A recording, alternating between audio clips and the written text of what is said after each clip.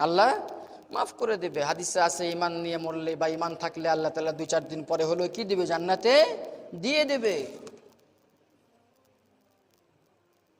2-4 দিন পরে হলেও জান্নাতে দিয়ে দিবে, কিন্তু তার আগ পর্যন্ত হিসাবটা কোথায়? গতকালকেই মাগরিবের পরে হুট করে আলাপটা মাথায় আসলো।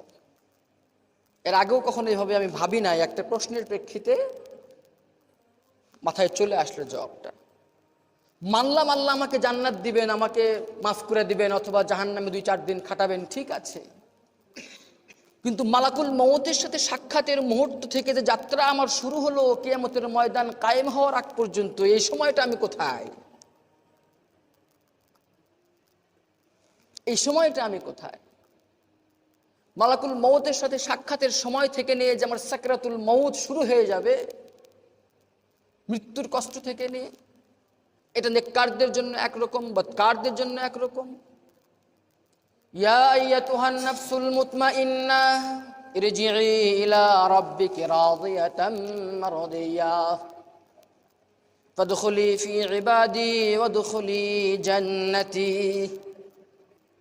নেককারদের সামনে তো ফেরেশতারা আহ্বান করবেন, হে পরিতৃপ্ত প্রশান্ত আত্মা,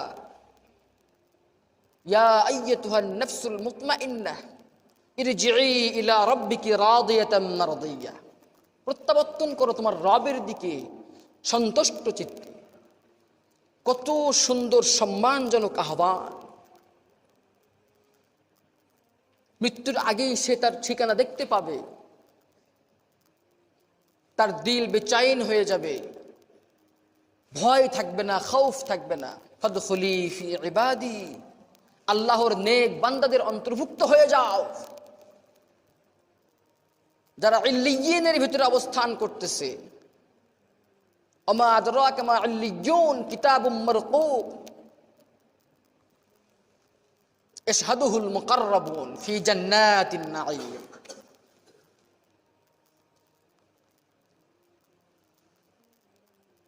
তো তারা আস্তে করে বের হয়ে যাবে, রবের পানে যাত্রা করে দিবে।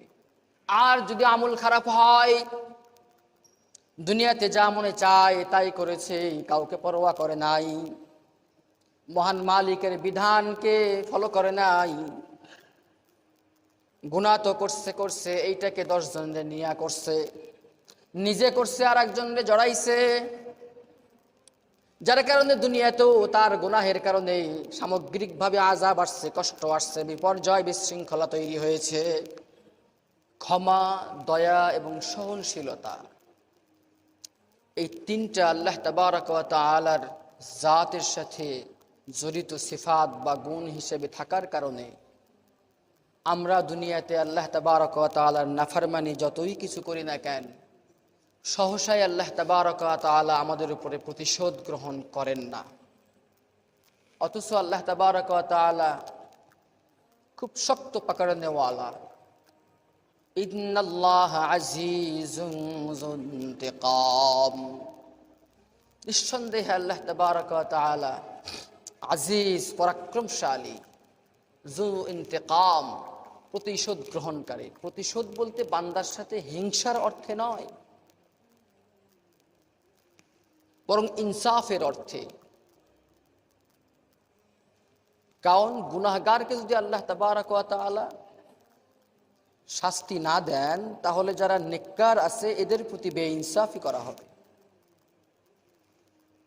বলে আল্লাহ যদি ক্ষমা করে দেন, ক্ষমা করে দিলেও সমস্যা নাই, কিন্তু সেটার হাদ আছে, সীমারেখা আছে। অফার যখন চলে তখন অফার গ্রহণ করতে হয়, অফার যখন পার হয়ে যায় তখন আর কিছুটি পাওয়া যায় না।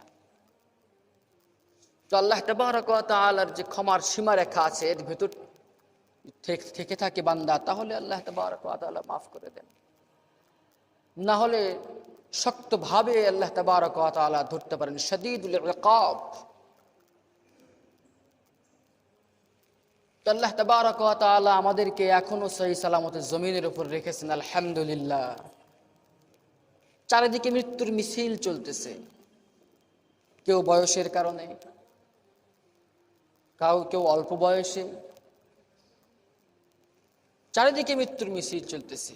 আমরা দেখি আর না দেখি, চোখটি বুঝে যতই কাকের বাসায় কুকিল যেমন ডিম পারে এরকম চোখ বুজে থাকি না কেন, তার থেকে কিচ্ছুটি আসে যায় না। খুব খেয়াল করে দেখি আমাদের চারপাশে আত্মীয় স্বজন এসবের ভিতরে কত মানুষ ধাম ধাম করে চলে যাচ্ছে। চারিদিকে আল্লাহ তাবারক ওয়া তাআলার গজব আপতিত হচ্ছে। দাবানল, বন্যা, ভূমিধস। এই তো গত কয়েকদিনের আগের মধ্যেই মনে হয় পার্শ্ববর্তী রাষ্ট্র ইন্ডিয়াতে ভূমিধস, কানাডা, অস্ট্রেলিয়া এগুলোর ভেতরে দাবানল, চীনে বন্যা চলছে না, খরা, অনাবৃষ্টি, অতিবৃষ্টি, কখনো বৃষ্টি ছাড়াই বন্যা হয়ে যাচ্ছে। এই সবগুলো হলো আমাদের গুনাহের আলামত। কিয়ামতের আলামত তো আছে, এবং বান্দার গুনাহের কারণে এই সব কিছু ঘটছে। তো আল্লাহ তাবারক ওয়া তাআলা এখনো অবধি আমাদেরকে সুস্থ রেখেছেন, ভালো রেখেছেন, ব্যক্তি পর্যায়ে হোক, সামগ্রিক পর্যায়ে হোক। এটা আল্লাহ তাবারক ওয়া তাআলার ইহসান। কত মানুষ দুনিয়ার মাটির নিচে চলে গেছে। আমরা তো গুনাহ করি আর চাপা পিটাই। চুরি তো চুরি, আবার সিনা জড়িয়ে একটা কথা আছে না, আরে আল্লাহ